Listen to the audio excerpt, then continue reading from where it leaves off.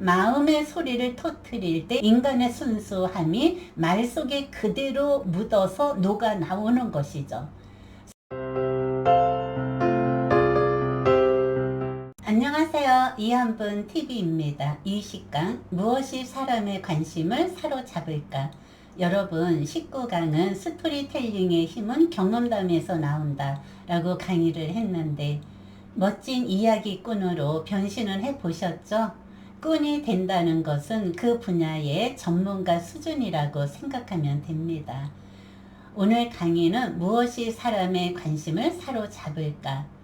사람의 관심을 사로잡는 방법은 다양합니다. 서비스 업계에 종사하는 사람들의 화술은 대단합니다. 몇 마디만 건네도 쓸개까지 빼주는 사람들을 주위에서, 특히 의료기구 판매하시는 곳을 가보면 며칠만 다니면 몇백만 원씩 가는 의료기구를 구입하는 것을 흔하게 볼 수가 있죠. 그분들의 대화는 감언이설로 상대방의 마음을 빼앗아 간다는 거죠. 그들의 목적은 무엇입니까? 고객의 주머니에서 돈이 나와서 물건을 사게 하는 것, 이것이 주 목적입니다. 알면서도 속고 모르면서도 속는 것이 인간의 마음입니다. 뒤늦게 후회한들 무슨 소용이 있겠는가? 여기서 말하는 관심은 다르죠.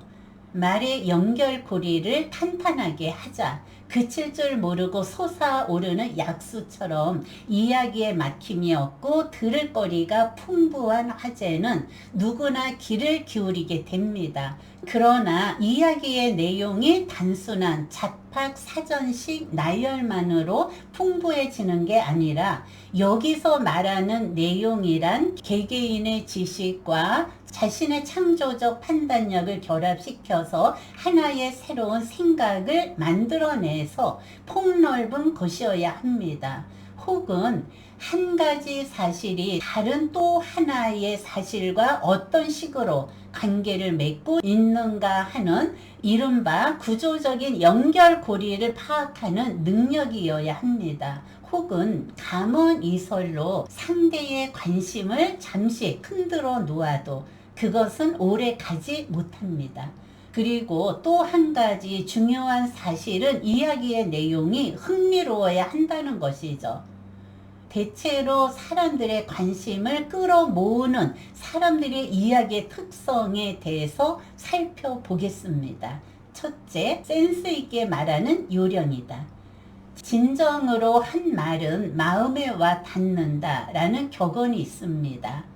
느낀 것, 눈에 비친 것을 자기 말로 자연스럽게 표현하는 것이 말의 기본입니다. 말이란 결국 단순한 낱말의 나열만이 아니라 정직한 자기의 마음을 전달을 하는 것이고 거기에 감동이 우러나오는 것이죠. 마음속에 있는 소리를 터뜨리세요. 그 속에서 진실함이 나타나는 것이죠. 마음의 소리를 터뜨릴 때 인간의 순수함이 말 속에 그대로 묻어서 녹아 나오는 것이죠.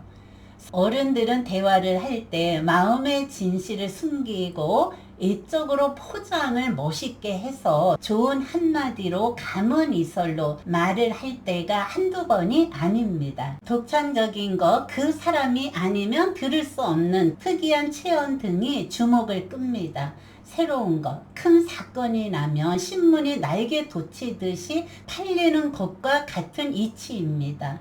구체적인 것은 사람들은 추상적인 것보다는 구체적인 것을 좋아합니다. 효율적인 것은 모두가 자기 중심적인 성향을 갖고 있으므로 자기에게 필요한 것일수록 관심을 갖습니다. 그리고 친근성은 쉽게 공감할 수 있는 주변의 이야기는 누구나 다 귀를 기울입니다. 사람들은 자극적인 요소에 흥미를 더 느끼죠.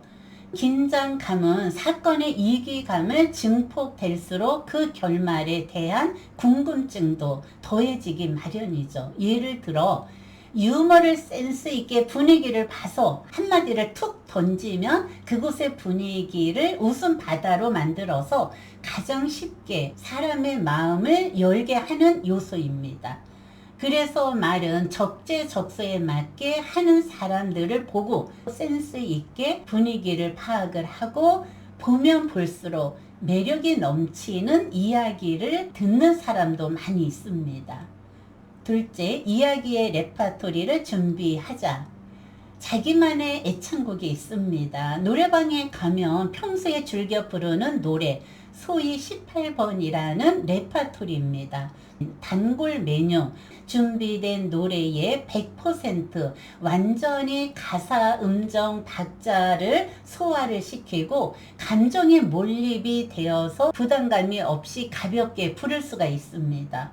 그것은 자기만의 애창곡이기 때문에 가수보다 더 당당하게 노래를 부릅니다. 부담스러운 말도 레파토리가 있어야 합니다. 수강생 중에 전업주부가 있었어요. 40년을 넘게 오로지 전업주부.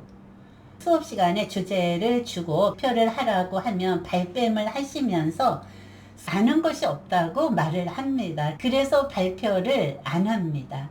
그러나 자유주제를 주고 전업주부로서의 살림의 노하우에 대해서 발표를 하는 것을 보면 살림의 전문가입니다. 그 분야의 살림의 노하우가 다 고스란히 녹아 있습니다. 그의 삶이 고스란히 몸에 녹아서 이야기로 나오는 것이죠. 개운스럽게 풀려 나옵니다. 그런 장면을 보면 수강생들의 입에서 연이어 감탄사가 나오고 발표가 끝나면 환호성의 박수가 나옵니다. 이것이 그분의 이야기의 레파토리입니다. 셋째, 관찰력을 동원하여 지적 활동을 꾸준히 하자. 말을 잘하시는 분들은 책을 많이 읽는 것이 필수입니다. 그러나 단지 읽는 것만으로 끝난다면 허사가 되고 맙니다.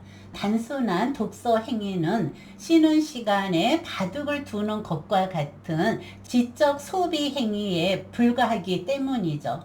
독서가 아니라 독서를 통해서 그 안에서 자료를 구해야 합니다. 그러니까 지적 소비 행위로서 독서가 아니라 지적 생산 활동을 하면서 독서가 되지 않으면 안 됩니다.